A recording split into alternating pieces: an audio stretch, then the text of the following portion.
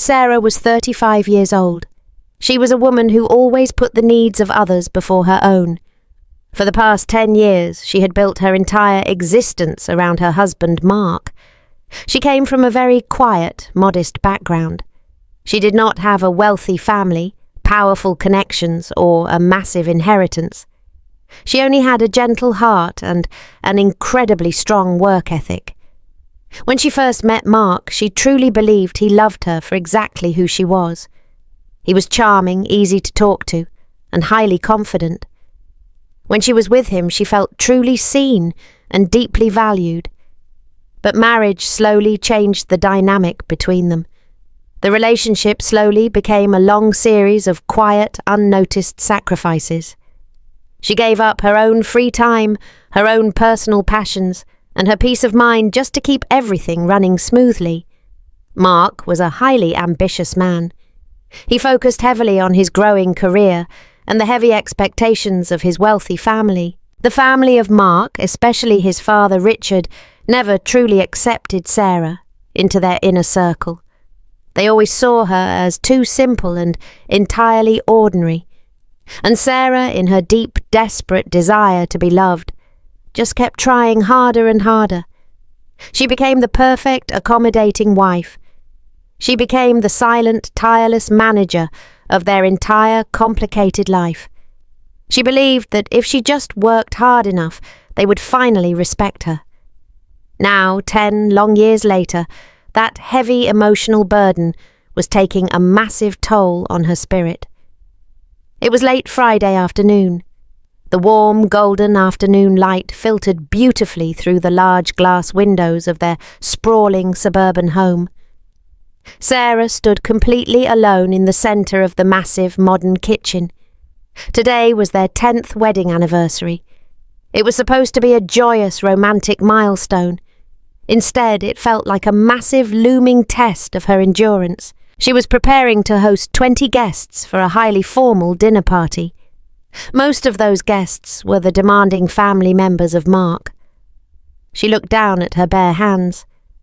They were terribly dry and slightly red from washing endless stacks of dirty dishes. She had been awake and moving since 5 in the morning. She meticulously vacuumed the thick, heavy carpets in every room. She polished the expensive silver utensils until they gleamed brightly. She arranged beautiful, complex floral centerpieces for the large dining table. She did all of this heavy labor completely alone, without a single complaint. She turned her tired attention back to the large wooden cutting board. She picked up a heavy, sharp knife and began slowly chopping fresh green herbs. The sharp, earthy scent of rosemary quickly filled the warm kitchen air. Her feet ached intensely inside her comfortable, supportive shoes. Her lower back felt incredibly tight and painful. Mark walked casually into the bright kitchen. He was dressed in perfectly pressed, expensive clothes. He looked completely relaxed, completely rested, as if the massive party was magically preparing itself. "It smells absolutely incredible in here," he said loudly, leaning his tall frame against the edge of the smooth counter. He did not offer to help her chop the vegetables. He did not ask how she was feeling after working all day. Sarah did not stop her rhythmic chopping. "Thank you," she replied quietly, keeping her tired eyes fixed firmly on the green herbs. "Can you please help me set the heavy plates on the dining table?" she asked softly, her voice revealing a hint of her deep exhaustion. Mark casually checked his expensive, shiny watch. "Oh, I really need to take a quick hot shower before my parents arrive," he said dismissively. He turned away from her, heading quickly toward the long hallway. "You have everything under control, right?" he asked casually over his broad shoulder. Sarah swallowed the heavy, painful lump forming in her throat. "Yes," she whispered softly to the empty room. "I have it perfectly under control." He smiled brightly, entirely oblivious to her deep, soul-crushing exhaustion, and walked away without another word. Sarah stopped her endless chopping. She placed the heavy knife down on the board and slowly closed her eyes. She placed both of her aching hands flat against the cold, hard marble counter. A deep, heavy wave of pure sadness washed over her entire body. She was not just physically tired from cooking a massive meal. She was incredibly tired of being completely invisible in her own home. She took a slow, shaky breath, trying to steady her racing heart. The front doorbell rang loudly, a sharp sound echoing through the large, quiet house. The demanding guests were finally arriving. She opened her eyes, wiped her wet hands on her simple apron, and forced a warm, perfectly fake smile onto her face. The silent, exhausting performance was about to begin all over again. Sarah walked slowly down the long hallway. Her soft footsteps were completely silent on the polished hardwood floors. Mark was already standing by the grand entrance, pulling open the heavy front door. He greeted his parents loudly, his voice echoing with energetic, genuine warmth. Sarah stepped cautiously into the bright, open foyer. She kept her polite, practiced smile firmly in place. "Welcome," she said softly, stepping forward. "It is so very good to see you both." Richard stepped inside the house. He was a tall, imposing man with sharp eyes and a very stern expression. His wife Helen stood quietly behind him, offering a small, fragile smile. She remained completely silent, never daring to speak before her dominant husband. Richard handed his heavy winter coat to his smiling son. He did not look at Sarah right away. Instead, his highly critical gaze swept slowly over the pristine, spotless entryway. "It looks very clean in here," Richard said smoothly, finally turning his sharp eyes toward her. "You must have an incredible amount of free time on your hands, Sarah." The cruel words stung her instantly right in the chest. She swallowed hard, fighting the urge to look away. "I wanted everything to be perfectly ready for tonight," she replied, politely, keeping her voice completely level. "I spent the entire day cooking the anniversary roast." Richard finally looked directly at her face. His eyes were cold and entirely unreadable. "Yes," he murmured, softly cooking. "It is a very practical, basic skill for a simple girl. It is very good that you can contribute in your own little way. Since you do not bring any real financial value to my son, you must work extra hard to keep his beautiful house tidy." Sarah felt a familiar sharp pain radiating in her chest. She looked quickly over at Mark silently, begging him to say something. Mark just chuckled lightly, stepping closer to his father. He patted his father warmly on the back. "She makes a really great roast," Dad Mark said casually, completely ignoring the heavy insult. "You will absolutely love it." Mark did not defend her at all. He did not correct his father or demand respect for his wife. He just smoothed over the rude, dismissive comment, desperate to keep the peace. Richard walked past Sarah, moving confidently toward the formal living room. He walked with heavy steps, acting like he owned the entire house. In many ways, Sarah knew he truly felt that he did. He helped Mark secure the massive down payment 10 long years ago. He never ever let Sarah forget his generous financial contribution. Beautiful flowers on the dining table, Richard called out loudly from the other room. "Did Mark give you his premium credit card to buy these?" he asked, his voice echoing down the hall. "Or did you pick them for free from the side of the public highway?" Sarah stood completely frozen in the hallway. Her exhausted hands were trembling slightly right by her sides. "I arranged them myself," she said quietly, her voice barely carrying across the large open space. "I picked them fresh from our backyard garden." "Very resourceful of you," Richard replied loudly, his deep tone dripping with thick, heavy sarcasm. "It is always so important to save pennies when you do not earn any actual dollars." Mark walked back into the hallway, smiling easily at his wife. "Let us get some cold drinks," he said cheerfully, rubbing his hands together. "Dad really wants to open the expensive imported wine." Sarah looked deeply at her oblivious husband. Do you hear the terrible way he speaks to me?" She desperately wanted to scream, but she kept her pale lips tightly sealed. She knew the unfair rules of this toxic, exhausting game. If she complained now, Mark would tell her she was being far too sensitive. He would say his father was just joking or simply acting like a man from an older, different generation. She turned away and walked back into the hot, lonely kitchen. She leaned heavily against the cold refrigerator door. The cool metal felt soothing against her flushed, burning skin. She squeezed her tired eyes tightly shut. One single tear escaped, rolling slowly down her warm cheek. She quickly wiped it away, using the back of her sore hand. She grabbed the heavy wine bottle, pouring the dark liquid into the delicate crystal glasses. She carefully balanced the heavy drinks on a large silver tray. Every single step she took back toward the living room felt heavier than the last. She was slowly drowning in a dark sea of passive insults and total emotional neglect. And the long, agonizing night had only just begun.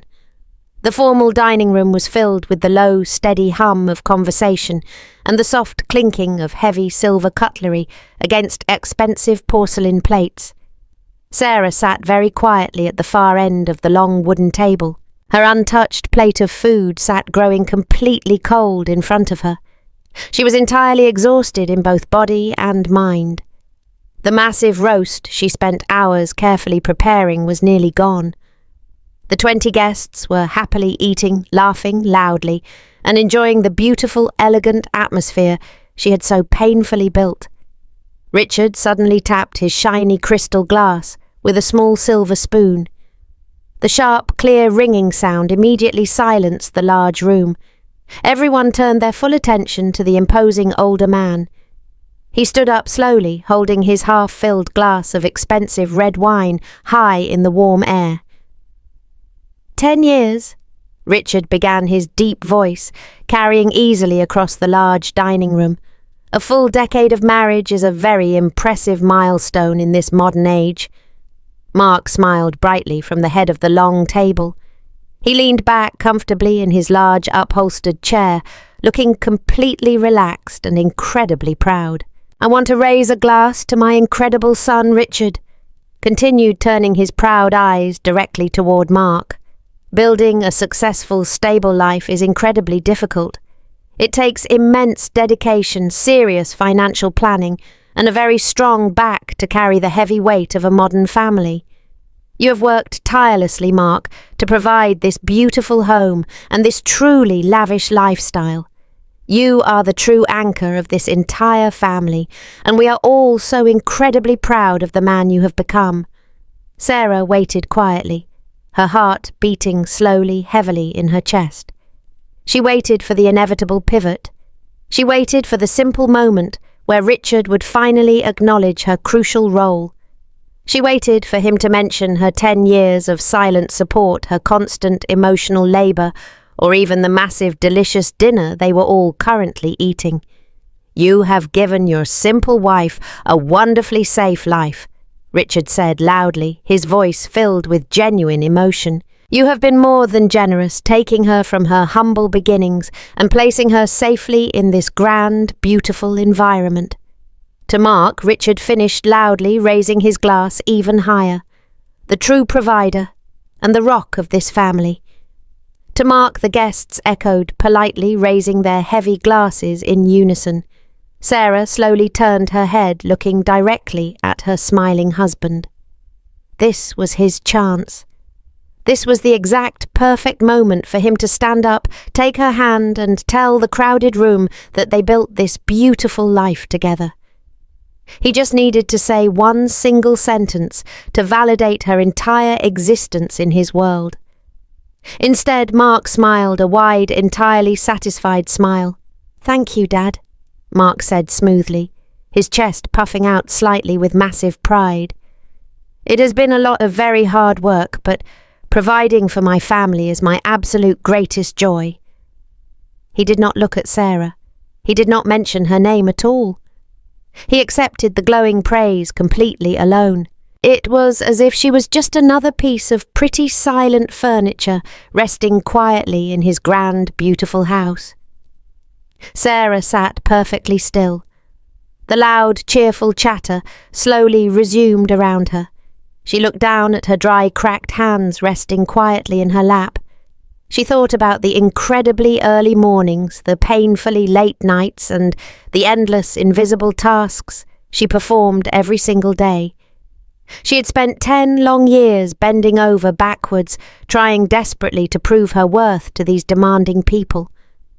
She always believed that if she just cooked the perfect meals, kept the perfect house, and smiled through their subtle, painful insults, they would eventually love her. But as she watched Mark laughing happily with his father, completely oblivious to her deep, quiet pain, something deep inside of her simply snapped. It was not a loud, violent break.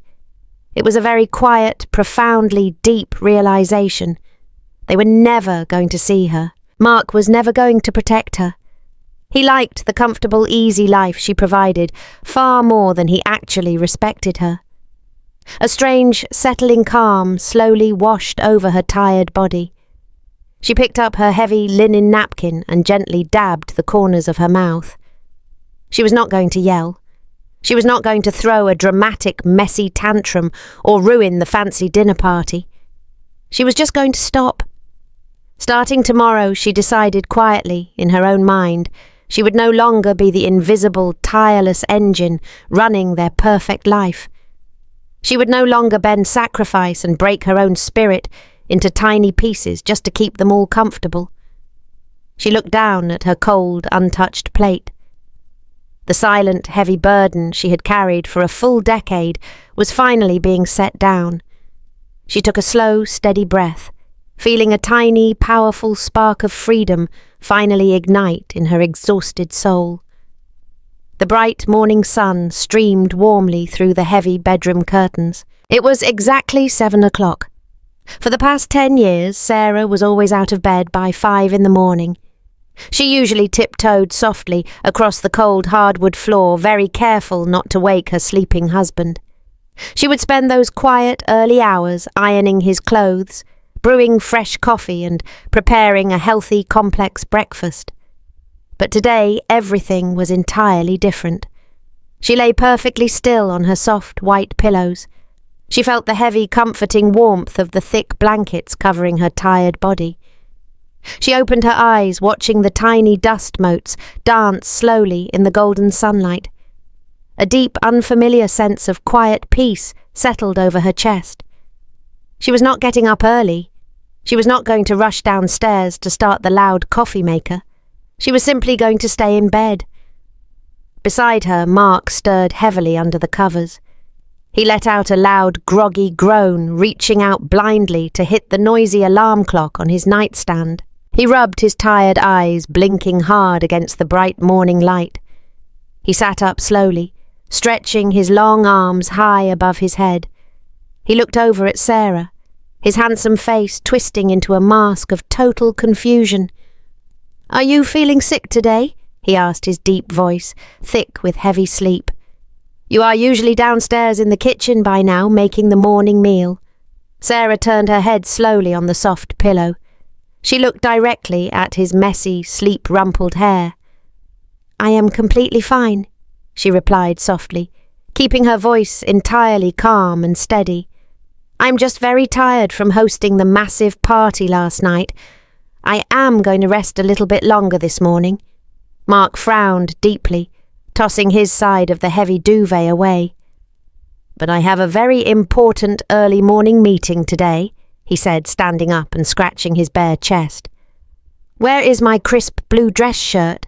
he asked, looking blankly toward the open closet door. "It is usually hanging right here, on the hook, fully ironed and ready for me to wear." "It is still sitting inside the plastic laundry basket," Sarah said quietly, looking back up at the white ceiling. "I did not have any free time to wash and iron it yesterday because I was cooking the massive anniversary dinner for your entire extended family." Mark let out a loud, highly frustrated sigh, acting as if he were the victim of a terrible injustice. He walked quickly into the large walk-in closet, pulling plastic hangers roughly across the long metal rod. The loud clattering sound broke the peaceful morning silence. "Well, what exactly am I supposed to wear then?" he complained loudly from the dark space. "You always have my work clothes perfectly organised and fully prepped for busy Monday mornings." He grabbed a slightly wrinkled grey shirt, holding it up into the bright light with a look of deep disgust. "This looks entirely terrible, Sarah," he muttered angrily, tossing the unironed garment carelessly onto the unmade bed. "I cannot go into the corporate office looking like a total mess." "You know exactly how to use the hot iron," she said, simply keeping her emotional tone completely neutral. "It is plugged in right downstairs, sitting inside the small utility room." Mark stopped moving completely. He stood frozen by the edge of the bed, staring down at her, as if she had suddenly spoken a completely foreign language. "I do not have the time to iron my own clothes," he argued, his voice rising in sudden panic. "I need to leave this house in exactly 30 minutes. Is the fresh coffee at least ready?" he asked, moving quickly toward the bathroom door. "And did you pack my healthy lunch for the long afternoon?" "No," she answered softly, turning her face back toward the bright window. "There is no hot coffee made today, and there is no packed lunch sitting waiting on the kitchen counter. You will just have to grab something quickly from the small cafe near your office building." Mark stood frozen in the bedroom doorway, completely stunned by this sudden, inexplicable change in his perfect daily routine. "You are being completely ridiculous today," he snapped angrily, grabbing his heavy leather briefcase from the corner of the room. He did not bother to kiss her goodbye. He stomped heavily down the long wooden stairs, his loud, angry footsteps echoing through the quiet house. A few moments later, the heavy front door slammed shut violently, shaking the fragile glass windows. Sarah lay perfectly still, listening closely, as his powerful car engine roared loudly to life. The heavy vehicle sped quickly out of the long driveway, the thick tires crunching loudly against the loose gravel. The large house fell completely silent once again, settling into a deep, peaceful stillness. She did not jump out of bed to clean up the wrinkled clothes he threw around the room. She did not feel a single ounce of crushing guilt pressing down on her chest. Instead, she closed her tired eyes, took a very deep, relaxing breath, and slowly pulled the warm, soft blankets right up to her chin. For the very first time in 10 long years, she was finally going back to sleep. Mark drove aggressively down the busy morning highway. His hands gripped the leather steering wheel until his knuckles turned completely white.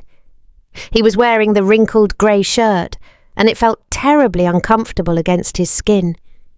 He had to stop at a crowded, noisy drive through window just to get a basic cup of black coffee. The hot liquid tasted burnt and entirely bitter. It was nothing like the smooth, rich blend Sarah carefully brewed for him every single morning. He took a hasty sip, spilling a few dark drops onto his grey slacks. He let out a loud, frustrated groan, wiping at the wet stain with a coarse paper napkin. He finally arrived at his large glass office building. He rushed through the sliding front doors, feeling completely out of sync and entirely overwhelmed. He rode the crowded elevator up to the 15th floor, tapping his expensive leather shoe impatiently against the floor. He usually spent his morning commute mentally preparing for the day, because Sarah always gave him a detailed summary of his schedule during breakfast. She managed their shared family calendar, but she also took it upon herself to memorize his important work commitments, reminding him of crucial meetings before he ever walked out the front door. He walked briskly into his quiet corner office, dropping his heavy leather briefcase onto his large wooden desk. He sat down in his comfortable office chair, letting out a long, heavy breath. He turned on his computer monitor, waiting for the bright screen to slowly load. The digital clock in the corner of the screen read 9:45. He opened his digital calendar, and his heart suddenly dropped straight into his stomach. There was a massive bright red block of time scheduled from 9 o'clock to 10 o'clock. It was a highly important strategic planning meeting with the senior vice president of the entire company. Mark stared blankly at the glowing screen, a cold sweat breaking out across his forehead. He had completely, totally forgotten. Usually Sarah would send him a quick, gentle text message at 8:30, wishing him good luck on his big morning presentation. Usually she would have laid out his lucky blue tie the night before, a silent visual reminder of the important day ahead. Because she did none of those things this morning. The massive responsibility fell entirely on his own distracted mind, and his mind had completely failed him. His office telephone rang loudly, a sharp, piercing sound that made him jump in his heavy leather chair. He picked up the plastic receiver, his hand shaking slightly. "Hello?" Mark said, trying to keep his voice completely steady and professional. "Mark, where exactly are you?" The stern voice of his manager echoed through the phone. "We have been sitting inside the main conference room for 45 minutes waiting for your financial presentation. The senior vice president is incredibly unhappy and he is packing up his things to leave." Mark felt the blood drain entirely from his face. "I'm so incredibly sorry," he stammered nervously, quickly standing up from his chair. "I had a very difficult morning at home and I got completely tied up. I am walking down the hallway right now. Do not bother," his manager replied coldly. "The meeting is over, Mark. This makes our entire department look completely incompetent. Come to my office at 3 o'clock today so we can discuss this massive failure." The phone line went completely dead. Mark slowly lowered the receiver, placing it back onto the heavy base. His chest felt incredibly tight, filled with a sudden boiling anger. He pulled his mobile phone from his pocket and immediately dialed his home number. The phone rang 3 times before Sarah finally answered. "Hello," she said softly, her voice sounding completely calm and incredibly rested. "I just missed the most important meeting of my entire quarter," Mark yelled into the phone, his face turning a deep shade of red. "The senior vice president is furious with me, Sarah. I am very sorry to hear that," she replied evenly, her tone totally devoid of the frantic apology he fully expected. "Was the meeting not clearly marked on your digital calendar?" she asked simply. "You always remind me," he argued loudly, pacing back and forth across his large office. "You always text me and tell me to be prepared. Why did you not remind me this morning?" he demanded, acting as if she were his personal assistant rather than his wife. "I was sleeping," she answered quietly, a hint of steel finally entering her soft voice. "It is your career, Mark, and it is your own personal schedule. I am no longer going to manage your adult life for you. You need to look at your own calendar from now on." She gently disconnected the call, leaving Mark standing completely alone in his quiet office, listening to the hollow, empty sound of the dial tone. He stared blankly out the large window, completely unable to process what was happening. His perfectly managed, highly comfortable world was slowly starting to crack. The small corner coffee shop was filled with the warm, comforting scent of roasted espresso beans and sweet cinnamon. Sarah sat quietly at a small wooden table near the large glass front window. She held a warm ceramic mug tightly in her hands, letting the soothing heat seep into her cold skin. For the very first time in 10 long years, she was not rushing frantically to clean a massive house or prepare a complicated heavy meal. She took a slow, deep sip of her vanilla latte, watching the busy people walk quickly down the sunny, bright street. The small brass bell above the glass door chimed brightly. Jessica, her oldest and closest friend, walked quickly into the warm, inviting shop. Jessica had wild, curly brown hair and a very warm, incredibly kind smile. She spotted Sarah immediately and walked purposefully over to the small round table. "You look surprisingly rested today," Jessica said cheerfully, pulling out a heavy wooden chair and sitting down across from her friend. "I fully expected you to be completely exhausted after hosting 20 demanding people last night." Sarah smiled softly, placing her warm mug gently down on the wooden table. "I am exhausted," Sarah replied quietly. "But it is not a physical exhaustion anymore, Jessica. It is a deep, heavy emotional fatigue, and I finally decided to put the heavy burden down." Jessica leaned forward across the small table, her kind brown eyes filled with sudden deep concern. "What exactly happened last night?" she asked, softly placing her warm hand gently over the shaking hand of Sarah. Sarah took a long, shaky breath, letting the chaotic, painful memories of the stressful dinner party wash over her tired mind. "His father insulted me again," Sarah began slowly, her voice trembling slightly, in the quiet shop. "He told the entire dining room that I bring absolutely no financial value to his successful son. He said I was just a simple girl who was incredibly lucky to be given such a nice home." Jessica gasped quietly, her face twisting immediately into a mask of pure protective anger. "That is completely terrible," Jessica whispered fiercely, squeezing the hand of Sarah tightly. "What did Mark say to defend you?"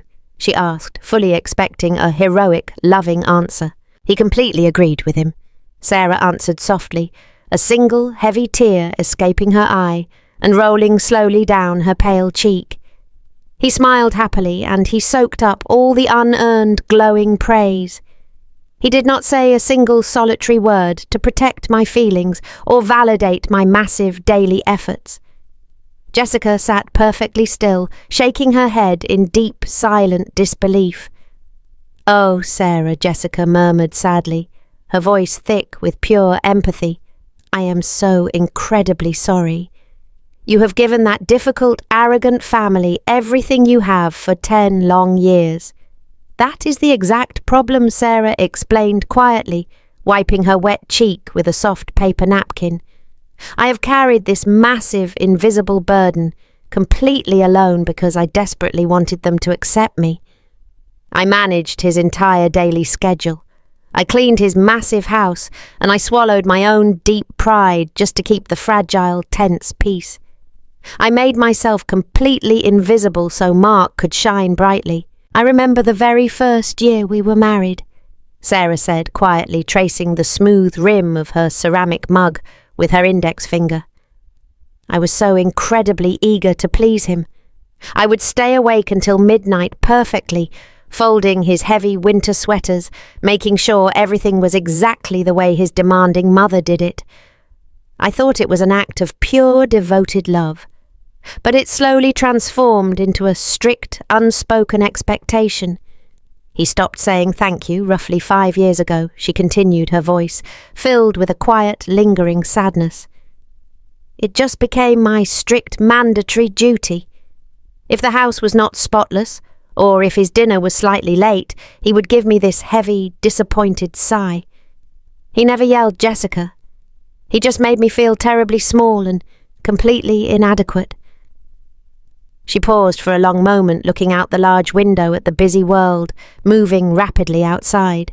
But this morning, she continued softly, a new sense of quiet, unbreakable strength filling her voice. "I did not wake up at 5 o'clock. I did not iron his expensive work clothes, and I did not remind him of his highly important morning meeting. I let him fail Jessica because I am no longer going to be the silent shock absorber for his entire adult life." Jessica smiled a slow, incredibly proud smile, her eyes shining brightly with warm, happy tears. "Good for you," Jessica said firmly, nodding her head in strong, absolute agreement.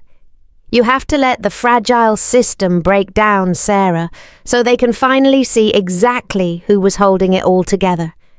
They have been taking your pure, generous heart for granted for far too long." Sarah nodded slowly, taking another comforting sip of her warm, sweet coffee. "It feels incredibly scary," she admitted honestly, her voice barely above a soft whisper. I feel a terrible heavy guilt sitting here drinking coffee while my house is completely messy and my husband is entirely angry. But I also feel incredibly free, she added softly, a genuine beautiful smile finally reaching her tired eyes. I am finally choosing my own peace over their endless, impossible expectations.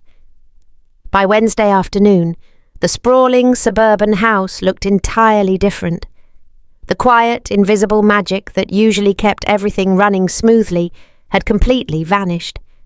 The massive, beautiful home was slowly, steadily falling apart. Sarah was no longer the tireless, moving engine of the household. She spent her days sitting comfortably on the back porch, reading a paperback novel and tending carefully to her small flower garden. Inside the house, the daily chaos was growing rapidly. The large stainless steel kitchen sink was overflowing with dirty, sticky dishes. Plates covered in dried food and empty coffee mugs were stacked haphazardly on the marble counters. The heavy dark trash can in the corner was completely full, emitting a faint, unpleasant smell. For 10 years, Sarah had never allowed a single dirty spoon to sit in the sink overnight. She would scrub the floors until they shined long after Mark went to sleep. Now she simply walked past the growing mess. She poured herself a glass of cold water, stepping over a stray pair of dirty socks, and walked right back out to the sunny patio. In the master bathroom, the situation was significantly worse. The woven wicker laundry basket was overflowing, spilling dirty clothes onto the expensive tiled floor. Mark was completely used to opening his large walk-in closet and finding crisp, perfectly folded shirts and freshly laundered pants. Now a massive pile of wrinkled, worn clothes sat completely untouched in the corner. He had been digging through the heavy pile every single morning, desperately trying to find something clean to wear to the corporate office.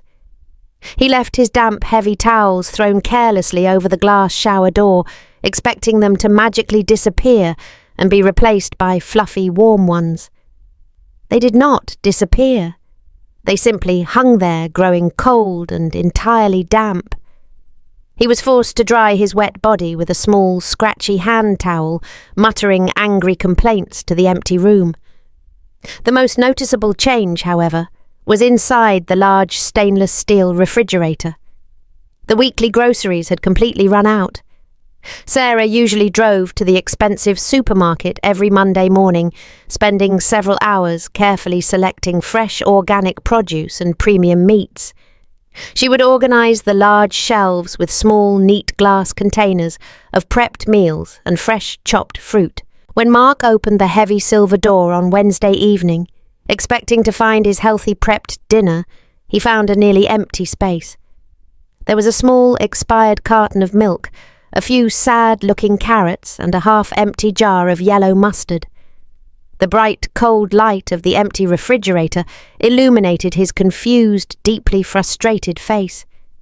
He stood there for a long time, staring blankly at the bare shelves, the cool air blowing onto his chest. The thick, heavy layer of dust was slowly gathering on the expensive wooden furniture in the living room.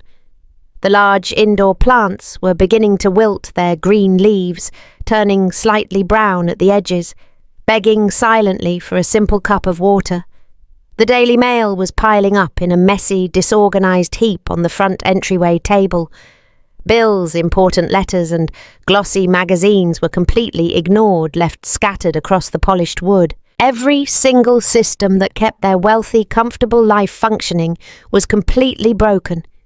And it was all because one single woman simply stopped moving. The sheer volume of her daily unpaid labour was finally visible, completely undeniable in its sudden glaring absence. Mark was walking through a house he technically owned, but he was slowly realising he had no idea how to actually maintain it.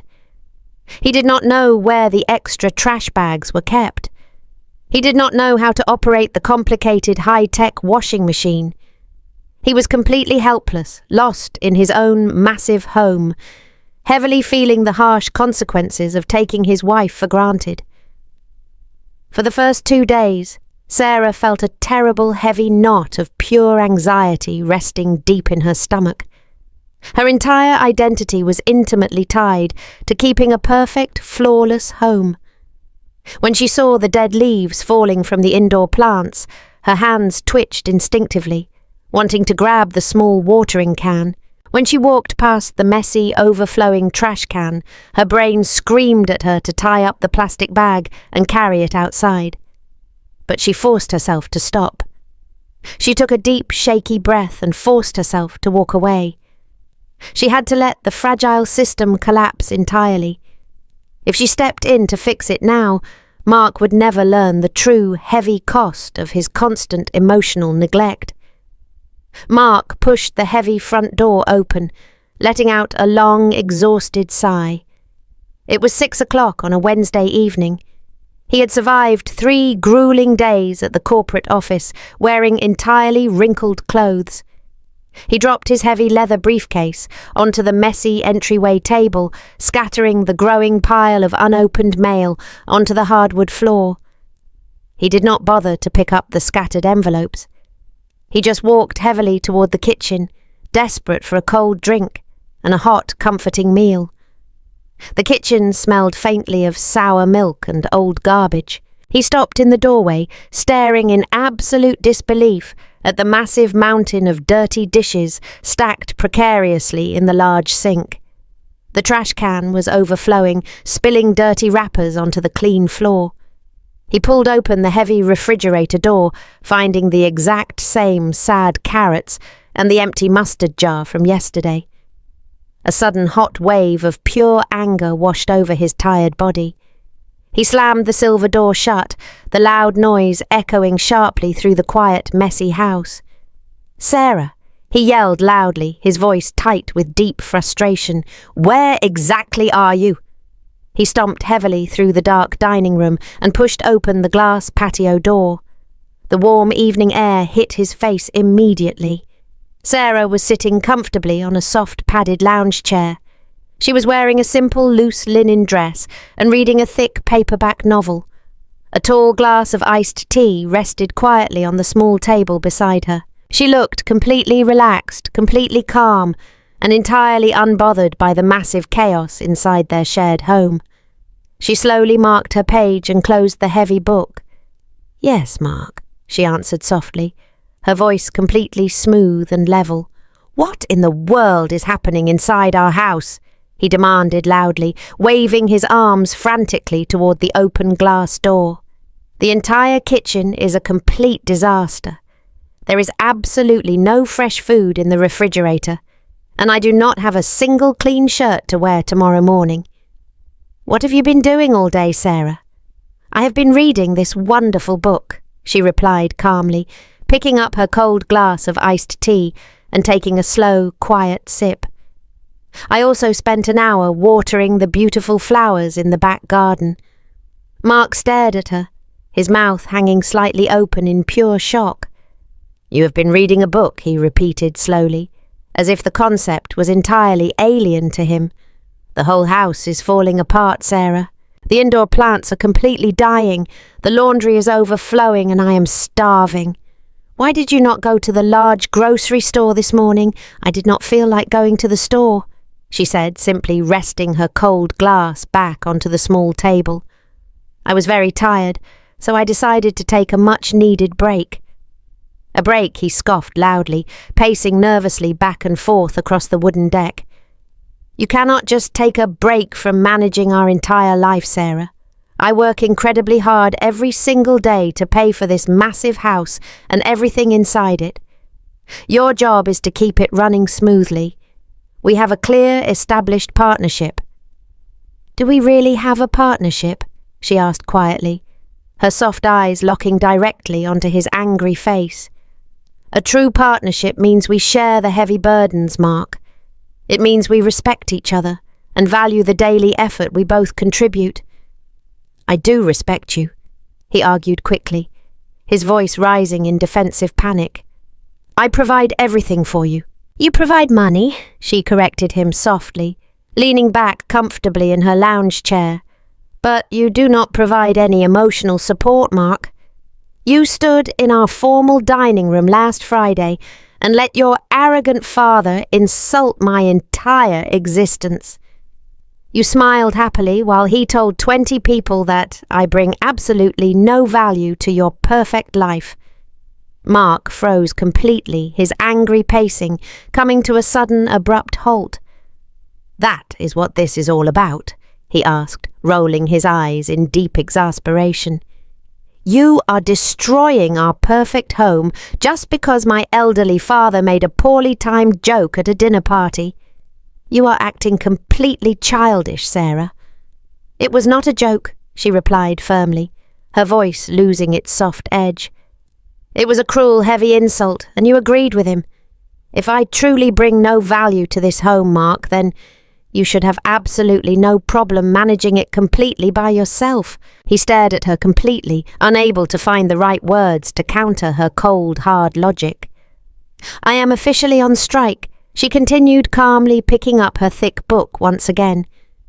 "If you want a hot dinner tonight, I strongly suggest you learn how to use the complicated oven or order a hot pizza. The local takeout menus are sitting inside the messy kitchen drawer." She opened her book, completely dismissing his angry presence. Mark stood frozen on the warm patio, listening to the quiet, peaceful sounds of the evening birds. He felt a sudden, terrifying realization wash over his entire body. She was not bluffing.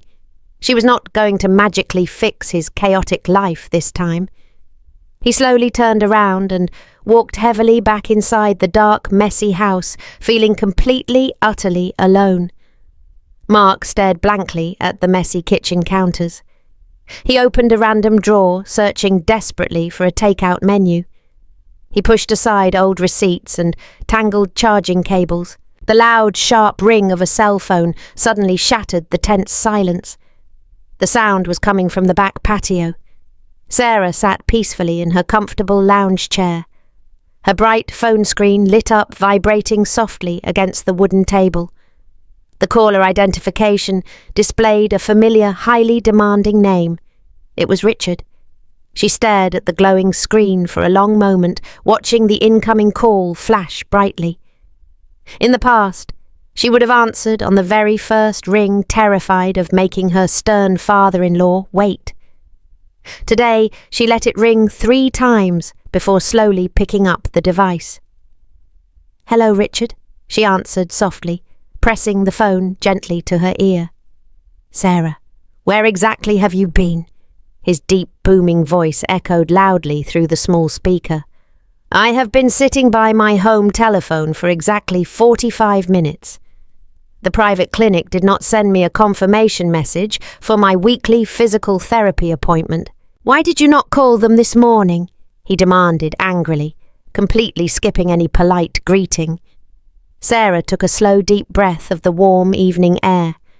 She looked at the beautiful blooming flowers in her quiet garden. For the past 5 years, she had personally managed the complicated medical schedule of Richard.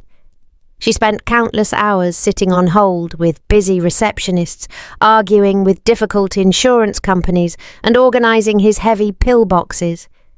She did it all because Mark said his father was too busy and too important to handle trivial administrative tasks.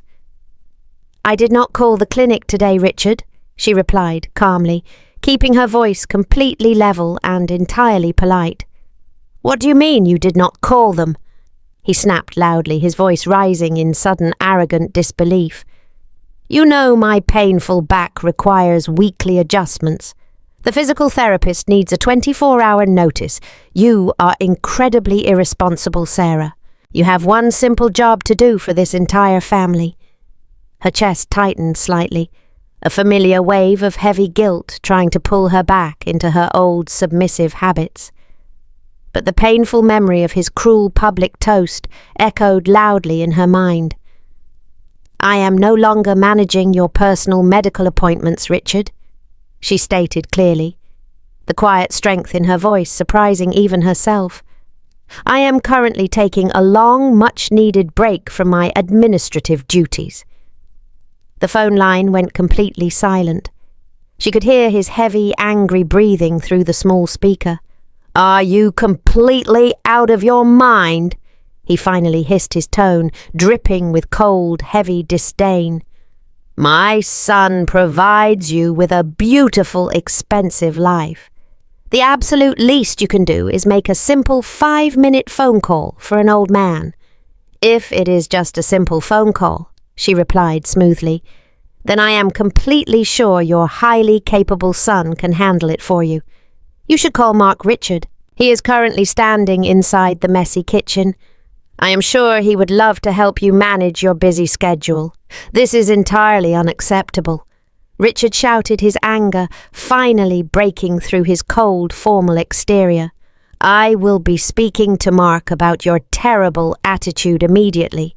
Please do, she said softly, a small, genuine smile touching her lips. Have a very wonderful evening, Richard. She pulled the phone away from her ear and pressed the red button ending the angry call completely. She placed the quiet device back onto the small wooden table. She did not feel guilty. She felt an incredible weightless sense of pure relief. She picked up her thick paperback book, found her saved page, and began reading exactly where she left off. Inside the hot, messy kitchen, Mark finally found a crumpled, greasy pizza menu. He picked up his mobile phone to dial the restaurant number, but the bright screen suddenly flashed in his hand. It was an incoming call from his father. Mark let out a long, heavy groan. He answered the call, pressing the phone to his tired ear. Hello, Dad, he said wearily, rubbing his pounding forehead with his free hand. Your wife has completely lost her mind, Richard roared instantly, his loud voice hurting the ear of Mark. She blatantly refused to schedule my physical therapy appointment. She told me to call you, Mark. You need to control your wife immediately. She is acting like a spoiled, ungrateful child. I am very busy right now. Dad, Mark stammered weakly, completely unprepared for the sudden aggressive attack. I am trying to figure out how to order dinner because the entire house is a total disaster. I do not care about your dinner. Richard barked loudly over the phone. I need my back adjusted tomorrow morning. You need to call the medical clinic right now and fix this ridiculous mess. Do not let that simple woman disrespect our family like this. Mark felt completely trapped. He was starving, exhausted from work, and now he was expected to navigate a complicated medical system he knew absolutely nothing about. He hung up the phone slowly, the loud dial tone buzzing in his ear. The heavy weight of his entire family, a massive weight he always proudly claimed to carry all by himself, was suddenly crushing him alive. Mark stood frozen in the hot kitchen, staring blindly at the dark screen of his phone. His chest heaved with heavy, frustrated breaths. He slammed the small device down onto the messy counter, creating a loud, sharp clatter against the dirty plates. He marched purposefully back toward the sliding glass door. He pushed it open so violently the heavy metal frame rattled loudly against the solid brick wall. Sarah did not even flinch. She kept her quiet, calm eyes firmly fixed on her thick book. "What is wrong with you?" Mark demanded, his voice breaking slightly under the intense, crushing pressure. "My father is an elderly man, Sarah. He is incredibly stressed, and he is in terrible physical pain. Why would you purposely ignore his important medical needs?" "I did not ignore his needs," she replied softly, slowly turning a thin paper page. "I simply gave the heavy responsibility back to his very capable son. You are his family, Mark. You should be the one taking care of him." He threw his hands up into the warm evening air, a massive gesture of pure, helpless frustration. "I do not have the time to sit on the telephone with difficult medical receptionists," he shouted loudly. "I am working 50 hours a week trying desperately to pay for this massive house. He relies completely on you, Sarah. He expects you to handle these small, trivial details." "If they are just small, trivial details," she countered smoothly, looking up into his angry, flushed face, "then they should be incredibly easy for you to manage before the clinic closes. Mark stepped closer to the comfortable lounge chair, his tall body tense with heavy defensive anger. "You are punishing an old man just to get back at me," he accused her sharply.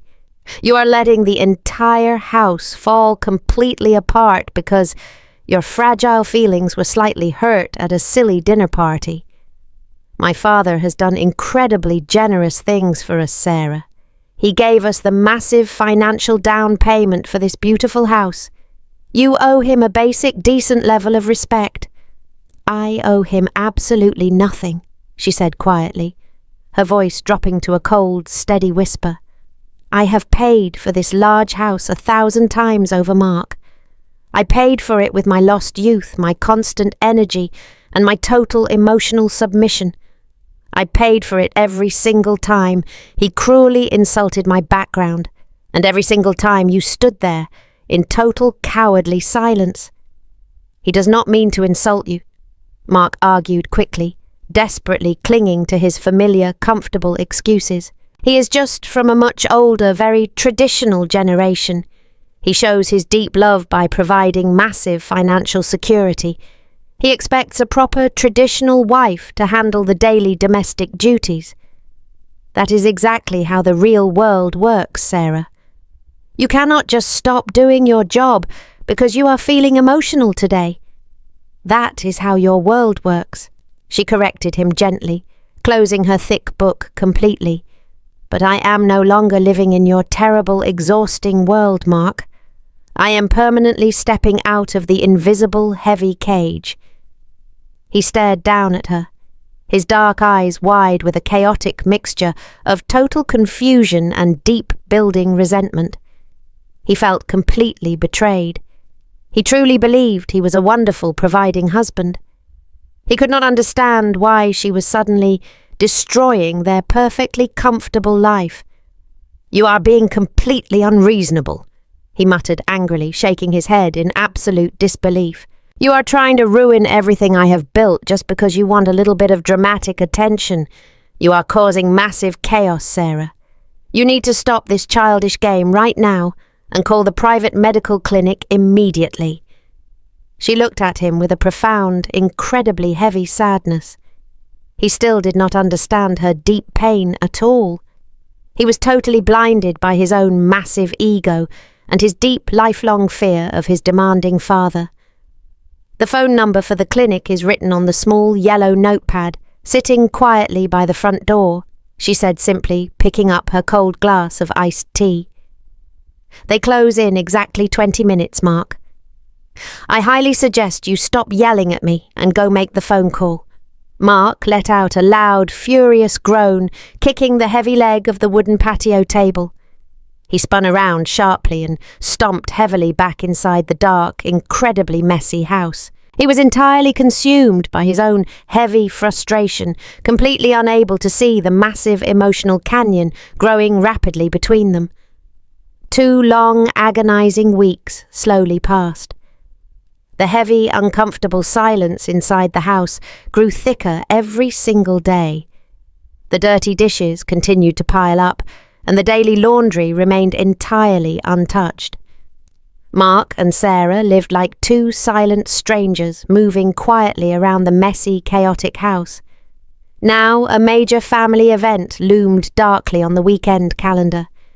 It was the 70th birthday of Helen, the quiet, submissive mother of Mark. The grand, formal celebration was being held at the massive, opulent estate of Richard. Usually Sarah would arrive 3 hours early. She would rush into the large, busy kitchen, helping the hired catering staff. She would arrange the expensive, delicate flowers and manage the chaotic, loud family dynamics. She would make sure every single detail was perfectly executed, so Richard could claim all the glorious credit. Today, however, things were entirely different. She arrived exactly on time, walking slowly through the tall wooden front doors, acting merely as a simple, unbothered guest. Mark walked very stiffly beside her. He was wearing a dark, heavy navy suit. The expensive fabric was noticeably wrinkled because he had completely forgotten to visit the local dry cleaner. His usually perfect tie was slightly crooked. He pulled nervously at his tight white collar, sweating heavily in the warm, tense evening air. He looked completely exhausted, totally drained by his sudden, massive domestic responsibilities. They stepped slowly into the grand, brightly lit foyer. The heavy tension hit them immediately. It was incredibly high, thick enough to cut with a sharp silver knife. Dozens of wealthy, judgmental family members stood around the large, formal living room. They were holding delicate crystal champagne glasses, whispering quietly among themselves. As Sarah and Mark walked into the crowded, elegant room, the low, buzzing chatter suddenly stopped entirely. Every single pair of cold, critical eyes turned directly toward them. Richard stood tall and proud right by the massive stone fireplace. He glared darkly across the large room, his eyes locking instantly onto Sarah. He had absolutely not forgiven her for the missed medical appointment. He had spent the last 2 weeks complaining bitterly on the telephone. He told the entire extended family about her sudden, terrible rebellion. He painted her as a lazy, ungrateful woman who was actively trying to ruin the perfect life of his successful son. Sarah felt the heavy collective weight of their intense disapproval pressing down on her shoulders. In the past, this terrifying moment would have crushed her entirely. She would have lowered her tired eyes and rushed frantically around the room, offering to refill their empty drinks. She would have desperately tried to win back their fragile conditional favour. Tonight she simply stood perfectly still. She kept her head held high and her posture completely straight. She did not shrink back, and she did not offer a single polite, fake apology. She walked gracefully toward a quiet, empty corner, holding a small, elegantly wrapped gift for Helen. Mark immediately abandoned her side. He practically ran across the expensive rug, rushing quickly toward his imposing, angry father. He was desperate to smooth over the awkward, heavy silence. Sarah watched them from across the large, silent room. She saw Mark leaning in very close, nodding his head rapidly, looking incredibly nervous and entirely small. He looked like a frightened young boy, desperately seeking the rare approval of a stern, unforgiving master. Cousins and older aunts cast sideways, cruel glances at Sarah. They judged her simple, elegant black dress. They judged her calm, completely unbothered demeanour. They whispered behind their raised hands, spreading vicious, untrue rumours. Sarah accepted a tall glass of sparkling water from a passing, uniformed waiter. She took a slow, deep breath, feeling the cool, refreshing liquid soothe her incredibly dry throat. Helen walked slowly into the tense room. She was wearing a beautiful pale blue silk dress. Sarah stepped gently forward, offering a warm, truly genuine smile. "Happy birthday, Helen," she said softly, handing the older, fragile woman the small silver box. Helen looked nervously over her thin shoulder. She was checking quickly to see if Richard was watching their quiet interaction. "Thank you, Sarah," the older woman whispered rapidly, taking the beautiful gift with pale, trembling hands. She looked deeply at Sarah, her sad eyes holding a lifetime of quiet, unspoken pain. Before Sarah could reply, heavy footsteps echoed loudly across the hardwood floor. Richard was suddenly pushing his way through the large, silent crowd, with Mark trailing closely behind him. His face was flushed bright red, filled with deep, brewing anger. He stopped right in front of Sarah, his broad chest puffing out aggressively. The fragile, delicate piece of the formal birthday party was rapidly, completely shattering. Richard stopped right in front of Sarah. His large, heavy frame blocked the bright light from the beautiful crystal chandelier. The entire formal living room went completely dead silent. The soft, elegant clinking of expensive glasses stopped entirely. The hired catering staff froze nervously near the tall wooden doors. Everyone in the massive room was waiting for the inevitable massive explosion. "Look at this complete disaster of a party," Richard said loudly, waving his thick, heavy hand toward the long dining table. "The expensive gourmet appetizers are already getting cold. The hired waiters are completely disorganized and entirely lost. The beautiful floral arrangements look entirely cheap and completely thrown together at the very last minute." He turned his angry, sharp eyes directly onto Sarah. He glared at her with absolute, undisguised contempt. "This is exactly what happens," he announced to the quiet watching crowd, "when certain selfish people decide to completely abandon their basic family duties. You used to be incredibly useful, Sarah. You used to know your exact place in this wealthy, established family. But tonight you are just standing here, sipping your expensive water, while my beautiful wife suffers through a terrible, chaotic birthday party." Sarah did not shrink away from his loud, aggressive voice. She did not lower her eyes to the polished hardwood floor. She took a slow, incredibly calm breath. She looked directly into his cold, angry eyes. "I am simply a guest tonight, Richard," she replied softly, her voice completely steady and beautifully clear. "I brought a lovely, thoughtful gift, and I am here to celebrate Helen. I am not your hired party planner, and I am definitely not your unpaid servant." A loud, collective gasp echoed softly through the large, crowded room. Several older wealthy aunts clutched their expensive pearl necklaces, completely shocked by her quiet, firm defiance. No one had ever in the entire history of the dominant family spoken back to Richard with such calm, unbothered authority. Richard turned a deep, dangerous shade of purple. His thick hands clenched tightly into large, heavy fists at his sides. "You are an incredibly arrogant, deeply ungrateful woman," he shouted loudly, the thick veins bulging visibly on his angry neck. "You bring absolutely nothing to this prestigious, powerful family. You have completely ruined my peaceful home, and now you are actively trying to ruin this expensive, formal celebration." He took a heavy, threatening step closer to her, trying to use his massive physical size to intimidate her into total silence. "Mark provides absolutely everything for you, Richard," continued his deep voice, echoing sharply off the high, beautifully painted ceiling.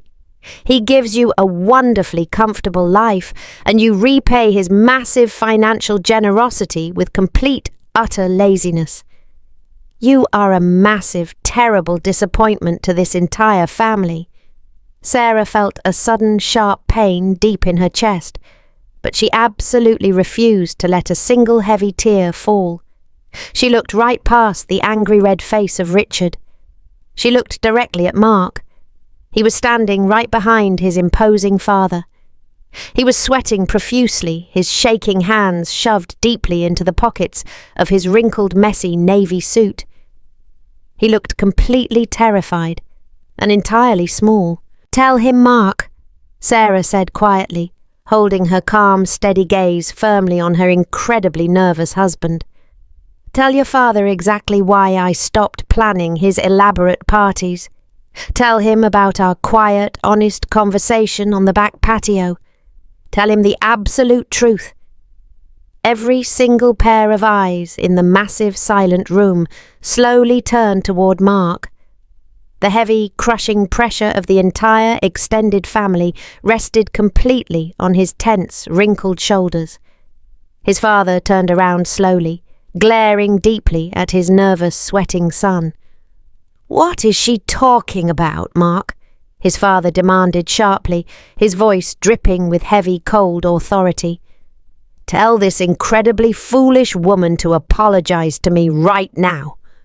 Put your lazy, disrespectful wife back into her proper place." Mark swallowed hard, his throat completely dry. He looked at the hard, unforgiving, powerful face of his dominant father.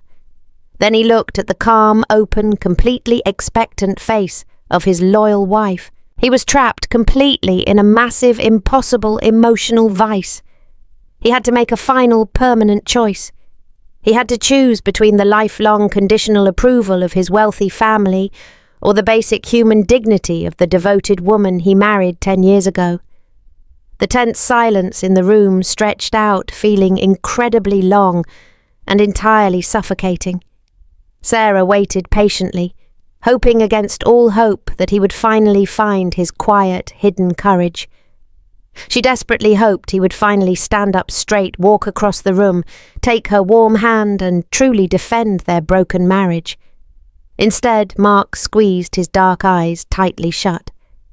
He let out a loud, highly frustrated breath, completely surrendering to his deeply rooted fears.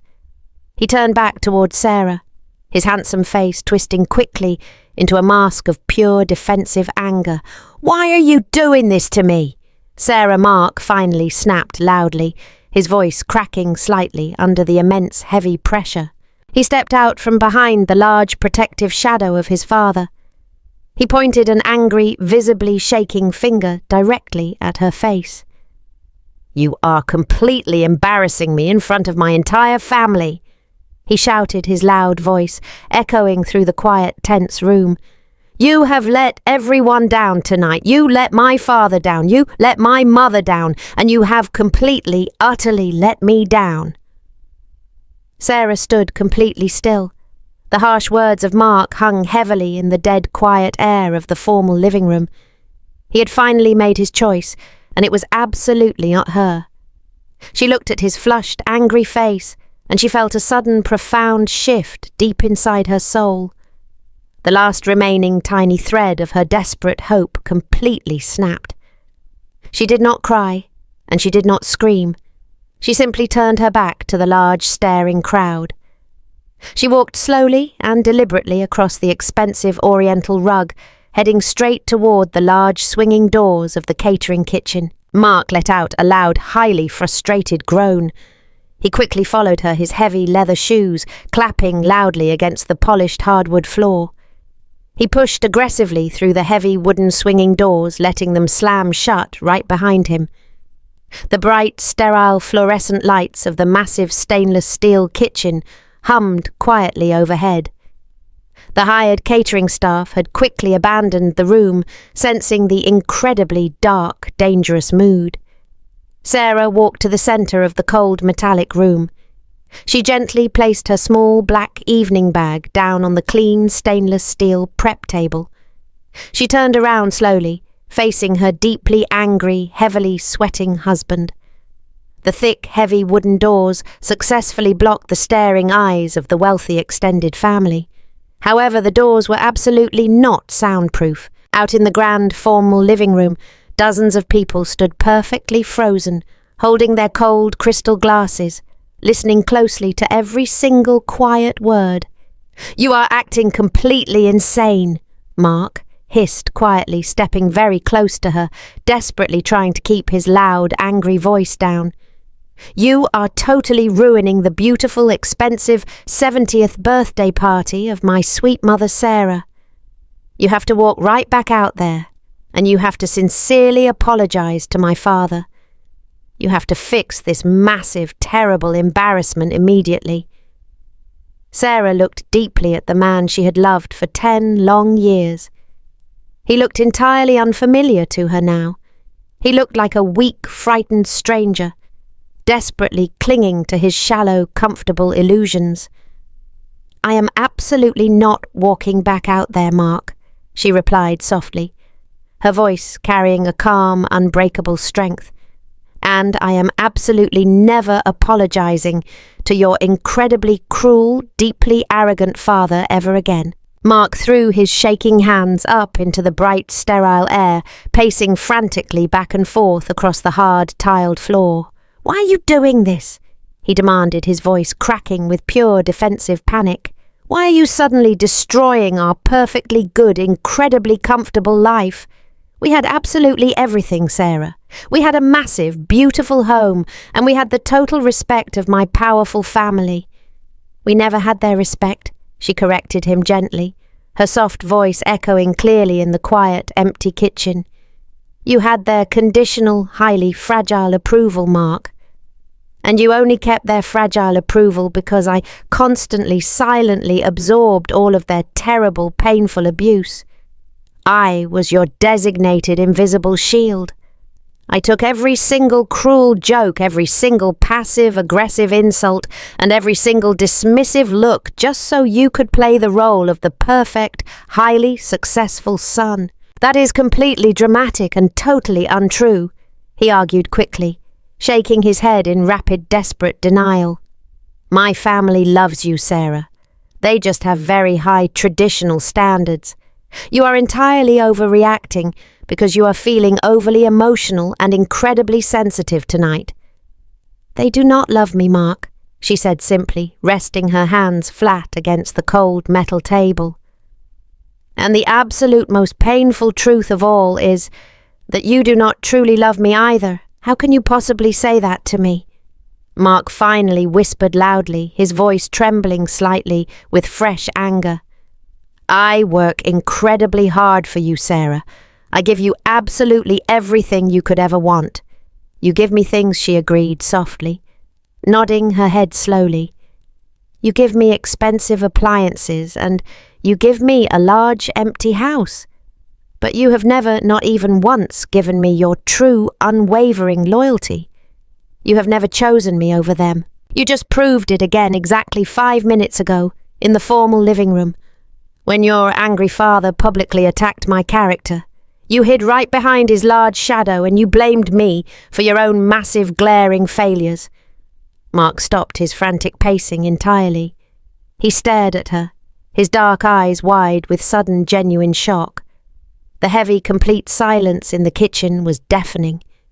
On the other side of the heavy wooden doors, the entire family held their collective breath, waiting for his immediate, angry denial. But Mark stood completely frozen, his mouth opening and closing without producing a single, solitary sound. He looked down at his expensive, highly polished shoes.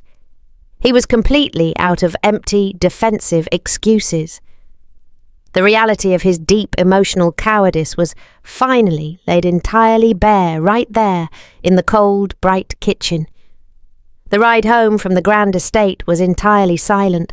Sarah went straight upstairs to the quiet guest bedroom, closing the heavy wooden door softly but firmly behind her. Mark did not follow her. He walked slowly into the dark, incredibly messy kitchen of their large suburban home. He did not turn on the bright overhead fluorescent lights. He just stood there, in the thick, heavy shadows, listening to the quiet, steady hum of the silver refrigerator. He pulled out a heavy wooden stool and sat down at the large marble island. The pale moonlight filtered softly through the large glass windows, illuminating the massive pile of dirty, sticky plates sitting in the deep sink. He looked slowly around the chaotic room. It was a physical, undeniable representation of his failing, broken marriage. For the very first time in his entire life, he could not blame Sarah for the terrible mess. He could only blame himself. He rested his heavy elbows on the cold marble counter, burying his tired face deep into his trembling hands. The sharp, honest words of his wife echoed loudly over and over again in his quiet mind. She was his designated invisible shield. He closed his dark eyes, and he finally let himself remember the painful, ugly truth of the last 10 years. He remembered exactly how his father always looked at him, with deep, harsh disappointment, whenever Mark made a small, simple mistake. He remembered how terrifying it was as a young boy to live constantly under that heavy, crushing shadow of absolute perfection. When he married Sarah, he thought he was finally making a completely independent, strong choice. But she was entirely right. He brought her directly into his toxic, demanding family, and he threw her straight to the angry wolves. He let his wealthy, arrogant parents pick her apart piece by small piece, just to keep their highly critical eyes completely off of his own massive insecurities. Every single time his father insulted her simple background, Mark smiled politely and looked completely away. He happily traded her basic human dignity for a tiny, fragile scrap of his father's conditional approval. He lifted his head slowly, staring blankly at a dead brown plant sitting quietly on the windowsill. He always told himself that he was a very good providing husband. He paid the massive mortgage on time every single month.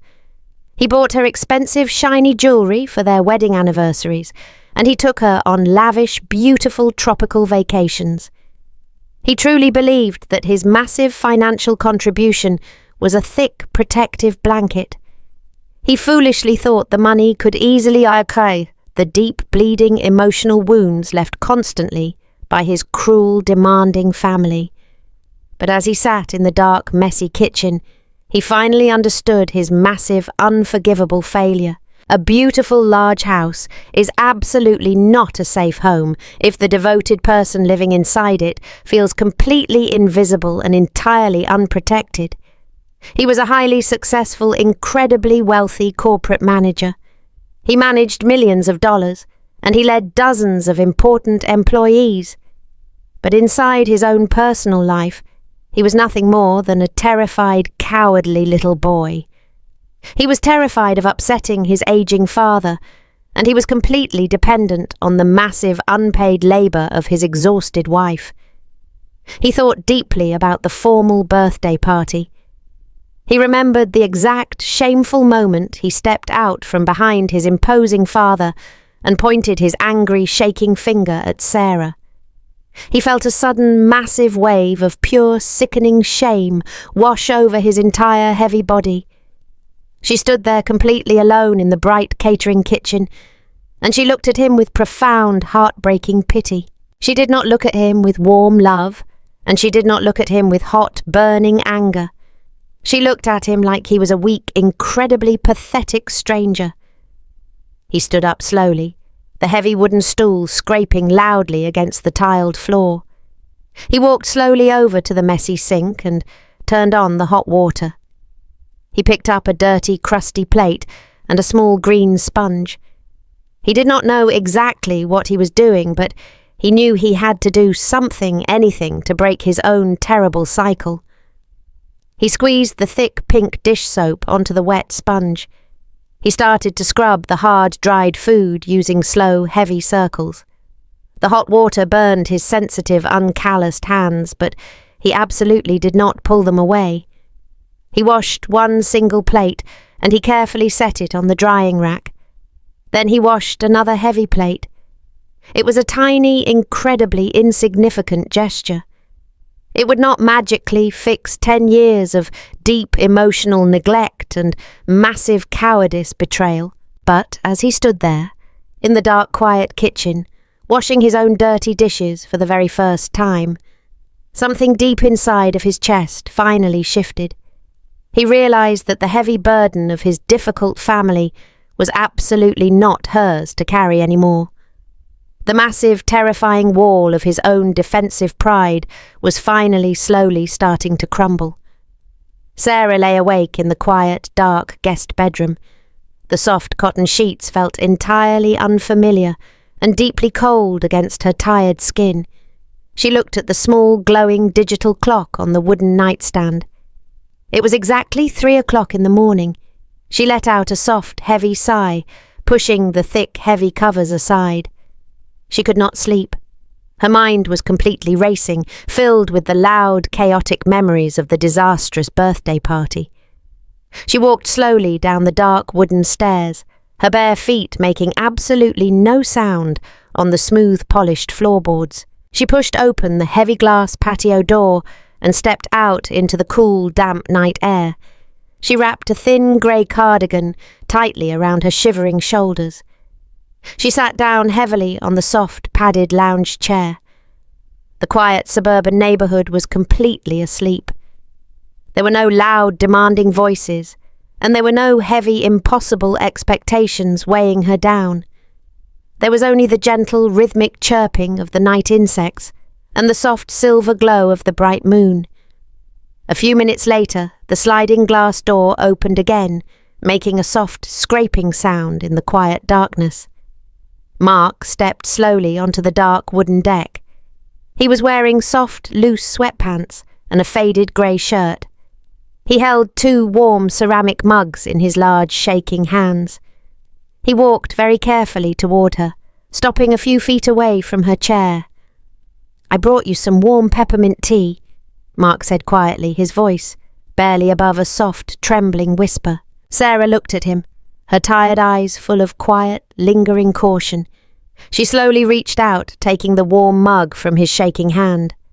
"Thank you," she replied softly, holding the soothing, comforting heat against her cold, tired chest. Mark did not immediately sit down. He stood awkwardly in the cool night air, looking out at the dark, empty yard. "I washed the dirty dishes tonight," he said slowly, his voice thick with deep, heavy emotion. "I washed every single plate, and I wiped down the messy marble counters. I even took the heavy trash bags out to the curb." Sarah took a slow, small sip of the hot, sweet tea. She did not offer him a warm, rewarding smile. She did not praise him for doing a basic, simple household chore. She just waited quietly, letting the heavy, cool silence stretch out between them. Mark slowly sat down on the edge of the second lounge chair. He leaned forward, resting his heavy elbows on his knees. "I am so incredibly sorry, Sarah," he whispered softly, his dark eyes fixed firmly on the wooden floorboards. "I am terribly sorry for what happened at the formal party tonight, and I am deeply, truly sorry for the last 10 years. He paused, taking a deep, shaky breath. He waited for his own familiar, defensive instincts to rise up. He waited for the sudden automatic urge to explain himself or to protect his fragile, bruised ego. But the defensive urge never came. He just felt a massive, crushing wave of pure, absolute regret washing over his entire body. "I was completely terrified of my father," Mark confessed quietly, finally looking up into her sad, exhausted eyes. "I've spent my entire life twisting myself into small, painful knots just to keep him from yelling at me. And when he turned his angry, critical eyes onto you, I just used you as a convenient, invisible shield. I let him hurt you, Sarah, so he would not turn his deep, heavy disappointment onto me." Sarah placed her warm mug down on the small wooden table. She looked at him truly, seeing the frightened, broken man sitting across from her. It was the very first time in 10 long years that he completely dropped his massive, arrogant pride. There were absolutely no empty excuses, and there were no defensive, angry counterattacks. "Do you have any idea how incredibly lonely it has been?" Sarah asked softly, her voice breaking slightly in the quiet night air. "I gave up my own peaceful life just to build this massive, perfect world for you. I thought if I just worked a little bit harder or cooked slightly better meals, your difficult family would finally love me. But they never did, Mark. And every single time you stood there in silence, you quietly told them that my painful feelings did not matter at all." I know Mark whispered, a single heavy tear finally falling down his pale cheek. "I was an absolute coward, Sarah. I thought providing a wealthy, comfortable lifestyle was enough. I completely ignored your deep, quiet pain because acknowledging it meant I would have to stand up to my imposing, powerful father. I took the easy, cowardly way out every single time he insulted your beautiful heart." He leaned closer to her, his large hands resting openly, completely vulnerable on his knees. "Please tell me exactly how you feel," he begged softly, his voice full of desperate, genuine sincerity. "I am completely done hiding Sarah. I am done defending them. I just want to sit here and truly listen to you." Sarah looked deeply into his dark, tear-filled eyes. She saw the heavy, protective walls of his massive ego completely shattered on the cold wooden deck. She took a deep, steady breath of the cool night air. For the very first time in their entire marriage, she felt a tiny, fragile spark of genuine hope. She leaned back in her comfortable chair, and she finally began to speak her entire, painful truth. Sarah looked at him, feeling the cool, gentle night breeze sweep across her tired face. "I watched you change, Mark," she began slowly, her voice carrying a deep, heavy sorrow. "Every single time we pulled into the long driveway of your parents, you became an entirely different person. You lost all of your natural confidence and you became incredibly anxious. I could actually see your shoulders tense up before we even walked through the large front door." Mark nodded slowly, keeping his dark, tear-filled eyes focused firmly on the wooden deck. "You are completely right," he whispered softly, his voice trembling in the quiet dark. "I was absolutely terrified of making a single tiny mistake. You would look at my simple clothes," she continued quietly, her memory pulling up years of small, painful rejections. "You would check my hair and you would remind me to speak very politely. You were already judging me, Mark, just anticipating the harsh, cruel criticism of your father. You prepared me for the firing squad instead of protecting me from it. I'm so incredibly sorry," he said, letting out a long, shaky breath. He wiped a stray tear from his pale cheek. "You have to understand, Sarah. My father never once told me he was proud of me. When I was a young boy, I would run home with a perfect, glowing report card. I would hand it to him, practically begging for a warm, loving smile. He would just look at the paper and ask me why the teacher did not write a better, longer comment." Sarah sat quietly, listening closely to the deep, raw pain in his trembling voice. "Nothing I did was ever good enough for him," Mark continued softly, the painful memories spilling freely into the cold night air. "When I got my very first corporate promotion, he told me I was moving entirely too slow. When I bought my first new car, he pointed out a tiny, invisible scratch on the expensive paint. He built this massive, impossible pedestal of absolute perfection, and he forced me to balance on it my entire life. I truly understand that deep pain," Mark Sarah said gently, feeling a small, genuine wave of empathy for the little boy inside of him. "But you grew up," she added firmly, her voice carrying a strong, undeniable truth. "You became a highly successful adult man. You asked me to marry you, and you created a brand new independent family. You were supposed to be the strong, protective anchor of our safe home." Mark looked up at her, his face completely open and incredibly vulnerable. "Instead, I let his toxic, impossible expectations completely infect our own marriage," he admitted sadly, finishing her honest thought. "Yes, you did," she agreed softly, nodding her head slowly. "You let him walk into our beautiful house and treat me like a common, unpaid servant. You let him humiliate me at large family dinners just so he would give you a tiny, fleeting nod of basic approval. You sacrificed my entire mental health, Mark, just to manage his terrible, overbearing ego." It was the money, Mark confessed quietly, his voice dropping to a low, shameful whisper. "The massive financial down payment he gave us for this house was an absolute terrible trap, Sarah. He gave us that large amount of money just so he could keep his heavy, controlling foot firmly on my tired neck." Sarah listened quietly, letting him finally expose the dark, ugly truth of his wealthy family. "Every single time I wanted to defend you," Mark explained slowly, "I would think about the massive loan. I was absolutely terrified he would demand the money back or publicly call me a complete, total failure. I traded your basic human dignity for a comfortable, expensive lifestyle. It was the most cowardly, disgusting thing a husband could ever do." He leaned back in his chair, looking up at the bright silver moon. "I thought I was protecting our perfect, comfortable life," he whispered into the cold night. "But I was actually just destroying the only beautiful, genuine thing I ever really had. I destroyed you, Sarah."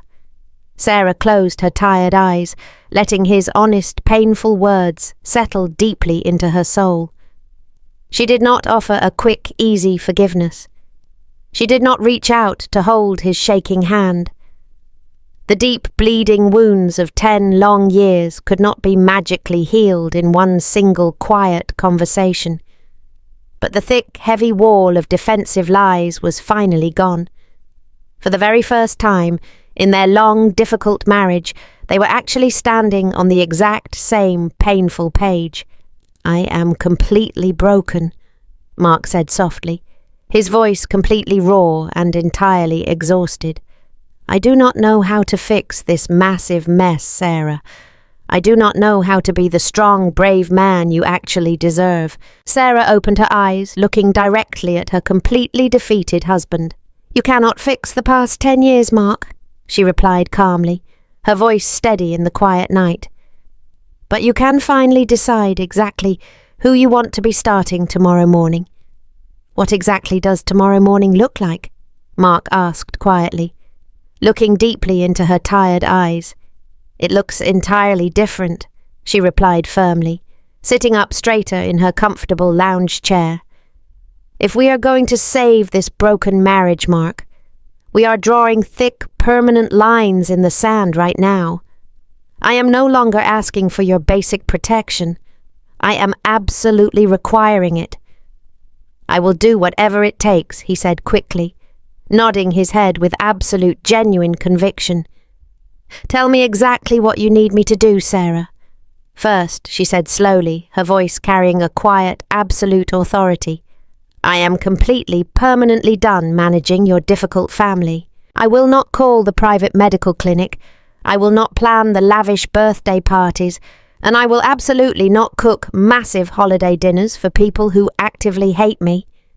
You are their son, Mark. They are your sole, heavy responsibility from now on."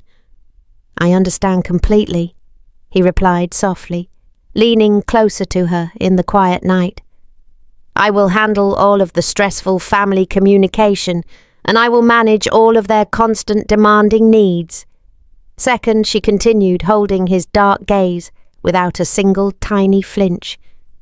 "The very next time your arrogant father makes a passive-aggressive comment about my simple background, you are going to stand up and you are going to tell him to stop. You will not smile, Mark. You will not look away, and you will not pretend it was just a harmless joke." Mark swallowed hard, his throat feeling incredibly dry. "And if he refuses to apologize," she added firmly, her voice ringing clearly in the cold air, "we will immediately stand up and we will walk out the front door together. I do not care if it is a formal Thanksgiving dinner or a casual Sunday brunch. We leave as a united, strong team. You have to finally choose me completely out in the open." Mark felt a sudden heavy knot of pure terror form in his stomach just thinking about confronting his dominant, powerful father. But he looked at the beautiful, strong woman sitting across from him, and he knew he had absolutely no other choice. "I will stand up to him, Sarah," he promised quietly, his voice finally finding a steady, firm rhythm. "We will leave together every single time." Third, she said gently, but with a firm, unbreakable resolve, "I am not your unpaid maid, Mark. I am your equal partner in this marriage. The heavy, invisible burden of managing this massive house is going to be split right down the middle. I will learn how to do the daily laundry," he offered quickly, a small, genuine smile finally touching his tired lips. "I will manage my own busy work schedule, and I will cook our dinner 3 nights a week. I will stop treating you like a quiet, convenient appliance." "It will not be easy," she warned him softly, taking another small sip of her cold, sweet tea. "Your dominant father is going to be absolutely furious. He will scream, he will threaten you, he will call you incredibly weak, and he might even demand his massive loan money back." "Let him ask for it back," Mark said surprisingly loudly, his voice filled with a sudden brand new courage. "We will sell this massive, stressful house tomorrow if we have to, Sarah. I would rather live in a tiny, cramped apartment with you than live in a massive, expensive mansion without your love. We do not need his toxic, conditional money anymore." Sarah looked at him, feeling a warm, gentle wave of pure relief wash over her tired chest. It was the absolute most romantic thing he had said to her in 10 long years. Tomorrow morning, Mark continued slowly planning his new difficult reality. "I am going to call my father on the telephone. I'm going to tell him that his terrible behaviour tonight was completely unacceptable. I will tell him that we are taking a very long break from all family events until he is fully ready to treat you with the deep, genuine respect you absolutely deserve." Sarah nodded slowly, letting out a long, heavy breath into the night air. She felt the massive, invisible weight of the past decade finally lifting entirely off her sore shoulders. The dark, terrifying cage was finally open. "I'm going to hold you to these strict promises, Mark," she whispered softly, her eyes shining brightly in the pale moonlight. "I want you to hold me to them," he replied firmly, reaching across the small wooden table. He gently took her small, cold hand into his large, warm hands. "I am going to win your beautiful heart back, Sarah. I am going to prove my love to you one single day at a time." Sarah did not pull her hand away. They sat together in the quiet, peaceful darkness, holding on to a brand new, incredibly fragile hope. The long, painful war was finally over, and the slow, honest rebuilding was just beginning. 6 months slowly passed, bringing the cool, crisp winds of early autumn to the quiet suburban neighbourhood. The massive, beautiful house looked entirely different now. It was no longer a spotless, pristine museum, kept perfectly clean by an exhausted, invisible ghost.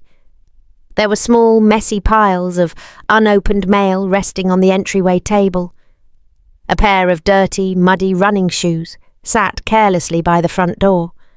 The expensive indoor plants were slightly overgrown, and the large living room rug had a small visible coffee stain near the corner. It was a completely imperfect house, but for the very first time it finally felt like a warm, truly safe home. Sarah sat comfortably on the soft grey living room couch. She was wearing a cosy, oversized sweater, and her feet were tucked warmly underneath a thick woolen blanket. She was not rushing frantically around the kitchen, preparing a complicated Sunday dinner. She was simply relaxing, enjoying the quiet, peaceful afternoon. In the large, bright kitchen, Mark was standing directly in front of the hot stove. He was wearing a slightly stained blue apron over his casual weekend clothes.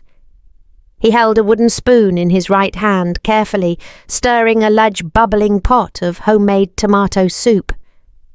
He was humming a quiet, cheerful tune, entirely focused on his simple domestic task. He checked the digital timer on his phone and turned the heat down on the hot burner. The heavy, invisible burden of managing their entire life was finally shared between them. Mark learned exactly how to operate the complicated washing machine. He learned how to fold his own heavy winter sweaters, and he learned how to navigate the busy, crowded grocery store on Saturday mornings. He made plenty of small, silly mistakes at first. He accidentally turned a load of white towels entirely pink, and he once bought the completely wrong brand of expensive coffee beans. But Sarah did not criticize him, and she did not push him aside to do it herself. She just laughed softly and let him figure it out on his own. Their marriage had slowly, steadily transformed. The heavy, dark cloud of deep resentment was completely gone. Mark was no longer a terrified, anxious man, constantly worried about the harsh judgment of his demanding family. By stepping up and finally taking responsibility for his own daily life, he found a brand new, incredible sense of genuine confidence. He looked happier, more relaxed, and deeply present in their quiet, shared moments. The air inside the house felt incredibly light, completely devoid of the old suffocating tension. When they sat down together at the small wooden table, Mark did not immediately check his glowing mobile phone for urgent work emails. He did not complain about his difficult boss or stress about the massive looming expectations of his wealthy father. He looked directly across the table at Sarah. He asked her about her quiet day, and he truly deeply listened to her honest answers. They shared quiet, comfortable laughter over the simple, imperfect meal. "Dinner is almost completely ready," Mark called out from the bright kitchen, carrying 2 warm ceramic bowls to the small wooden dining table. He did not ask her to set the table or pour the cold drinks. He simply managed the entire meal from start to finish. Sarah smiled softly, throwing the thick blanket off her legs. She walked slowly into the warm kitchen, feeling a deep, profound sense of pure gratitude. The hot tomato soup was slightly too salty, and the grilled bread was a little bit burnt on the hard edges. However, to Sarah it tasted absolutely incredible. It tasted like true, genuine partnership. She took a slow, happy bite, savouring the warm, comforting flavour of a meal she did not have to cook. She did not have to earn her right to sit at the table anymore. She was simply loved exactly as she was. As they were finishing their quiet, simple dinner, the mobile phone on the kitchen counter suddenly vibrated loudly. The bright screen lit up the dim room, displaying the demanding, familiar name of Richard. For a brief, terrifying second, the old, heavy shadow of anxiety passed quickly over the face of Mark. But he did not panic, and he did not look at Sarah with desperate, pleading eyes. He took a slow, steady breath, wiped his mouth with a paper napkin, and picked up the glowing device. "Hello, Dad," Mark answered calmly, his voice completely level and entirely firm. "Mark, where exactly are you?" The loud, booming voice of his father echoed through the small speaker. "Your mother is hosting a large formal brunch this coming Sunday. I expect you and your wife to arrive at exactly 10 o'clock in the morning. She needs to help the catering staff prepare the dining room." Sarah sat perfectly still at the wooden table holding her warm spoon. She watched her husband closely, waiting to see if his newly built courage would hold up under the heavy pressure. "We will not be attending the Sunday brunch, Dad," Mark replied smoothly, leaning comfortably against the marble kitchen counter. "Sarah and I already have quiet plans for the weekend, and we are going to stay home." The phone line went completely silent for a long, heavy moment. Richard was absolutely not used to hearing the word no from his submissive son. "What do you mean you are staying home?" Richard finally snapped his deep voice, rising in sudden, arrogant anger. "This is a mandatory family event, Mark. You cannot simply skip it just because your lazy wife does not want to do her basic expected duties." Mark stood up perfectly straight. His dark eyes narrowed slightly, but his voice remained entirely calm, completely devoid of his old childish fear. "Do not speak about my wife that way, Dad," Mark said firmly, drawing the thick, permanent line in the sand.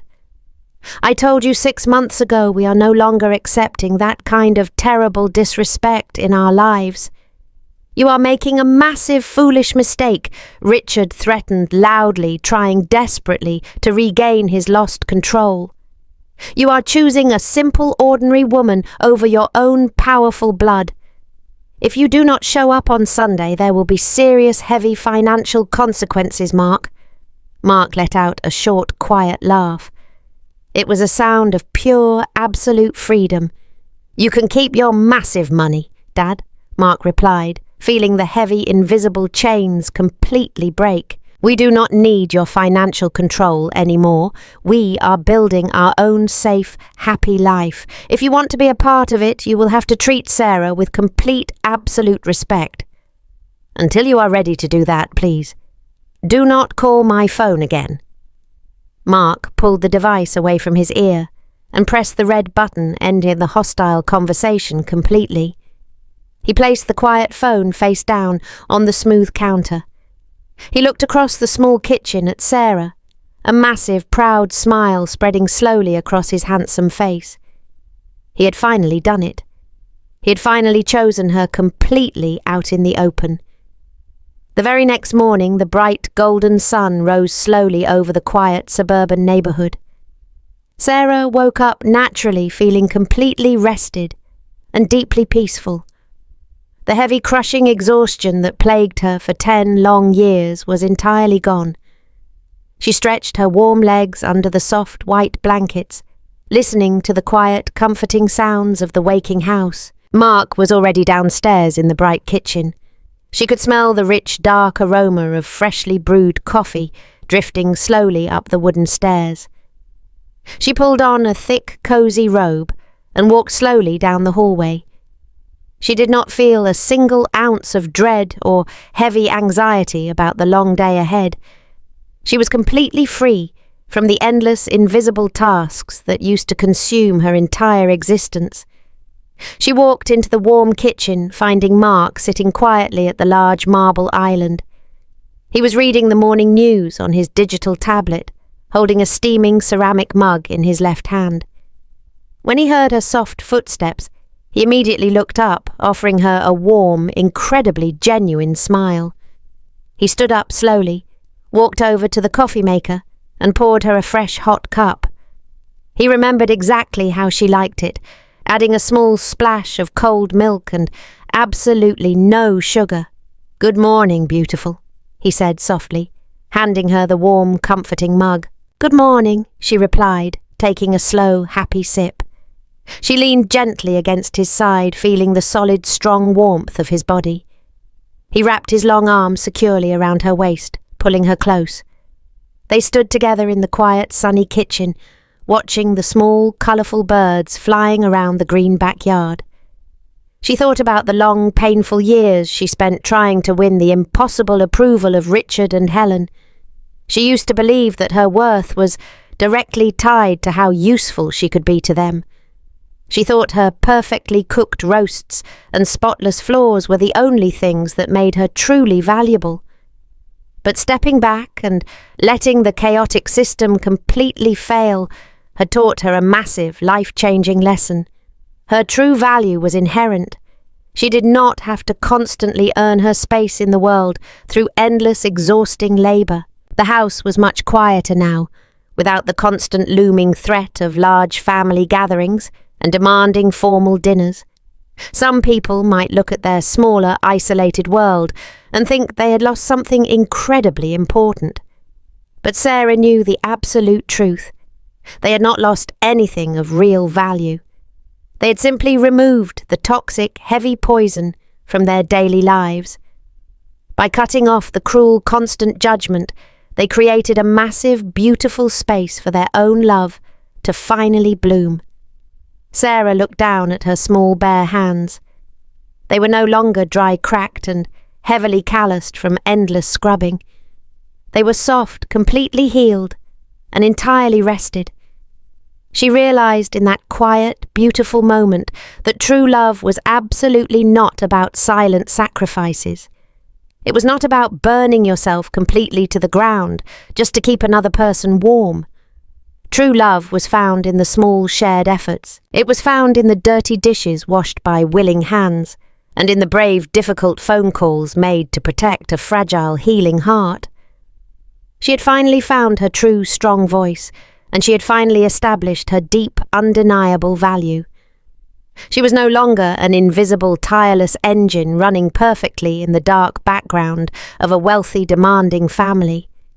She was a deeply respected, truly equal partner, standing firmly in the bright, warm light of her own safe home. She looked up at Mark, meeting his dark, loving eyes. He looked at her with profound, unwavering respect. He truly saw her now, entirely and completely. And for the very first time in their long, difficult journey, Sarah knew with absolute certainty that she was finally completely safe.